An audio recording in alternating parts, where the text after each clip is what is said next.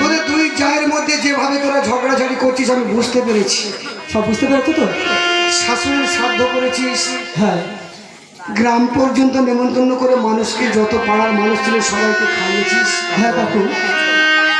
কোথায় মাংসের তরকারি বেশি হয়েছে, হ্যাঁ। কে বাপের বাড়ি পাঠিয়েছে। হ্যাঁ কাকু।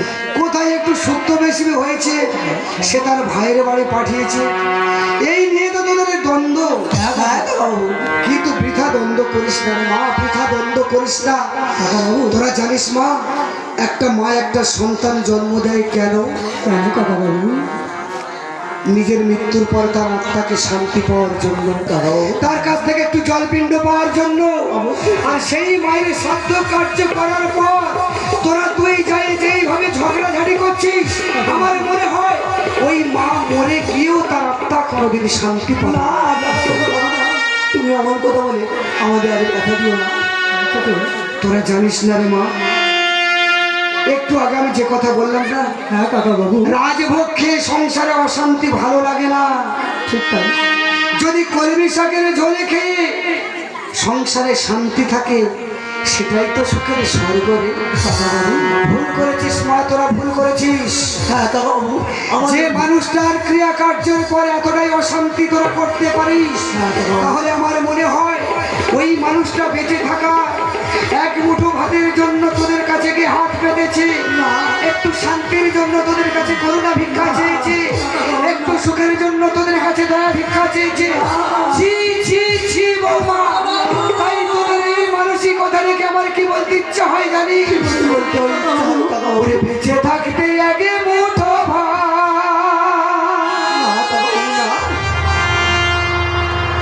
দাউনি মায়ের মুখে, মরলে নিমন্তন্ন করি খাও পাড়াকে, মরলে নিমন্তন্ন করি খাও পাড়াকে, বেঁচে থাকতে আগে মুঠো ভাত দাউনি মায়ের মুখে,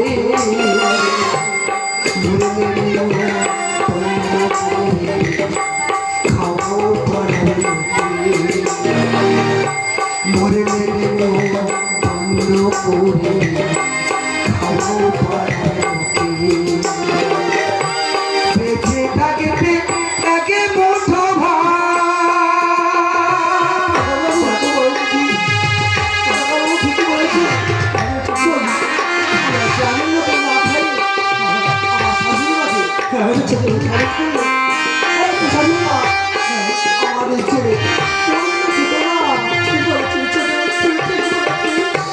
রোগে ভুগে মরিল জীবা বিনা চিকিৎসা, তখন ব্যাংকে হাত দিলে না জমানো টাকা।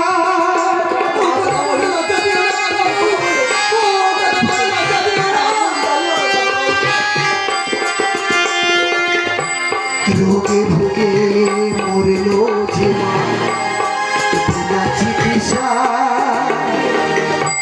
তখন ব্যাংকে হাত দিলে না জমানো টাকা।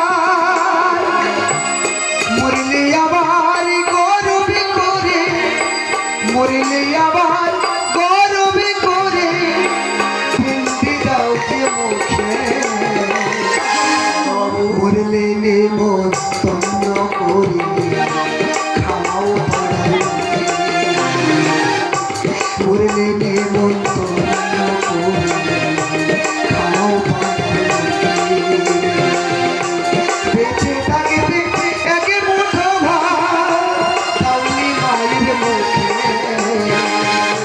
মরলে নেমন্তন্ন করি খাও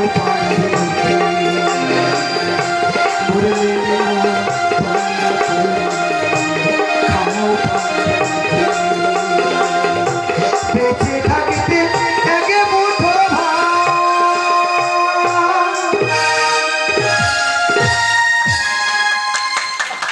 নমস্কার, স্বর্ণবর জলাবাড়িয়া নিবাসী গোবিন্দ গায়নের কনিষ্ঠ পুত্র